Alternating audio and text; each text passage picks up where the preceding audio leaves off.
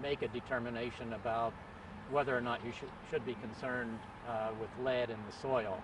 One of those is just to look at the age of your house. If your house or apartment building was built before 1978, there's a chance that it has lead-based paint on the outside. The older the building, the higher the probability that it will have lead-based paint on the outside. And what happened to that paint is that over years it either peeled off, or when people repainted their old houses, they scraped it off, let all of those paint chips and lead dust get into the soil.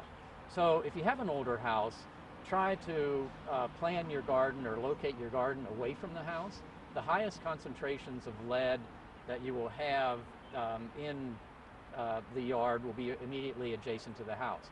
Once you get 6 or 9 feet away from the side of the structure, the lead concentration will be much more reduced. So that would be one suggestion. If you live on a busy street, if your house is on a busy street, you probably have lead in the soil out closer to the street or next to your driveway because of leaded gasoline. Okay. And so I wouldn't locate my garden next to an old garage or an old driveway or a busy street. Now, is there any way to test the soil? You can. Like Yeah, you can collect some samples.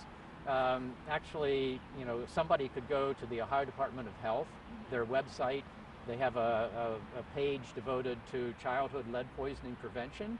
And on there, there would be a list of accredited laboratories that will analyze soil. So you could actually contact one of those laboratories, scrape some soil from the surface, send it to the laboratory, and get a result. Might cost you $25, $30. Still, easy money. Yeah, and if you do have lead in the soil, there are ways that you can deal with it. You could have what are called raised beds.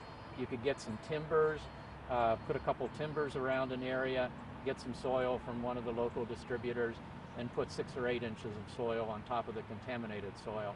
And you can grow everything you want there. Okay. Perfect.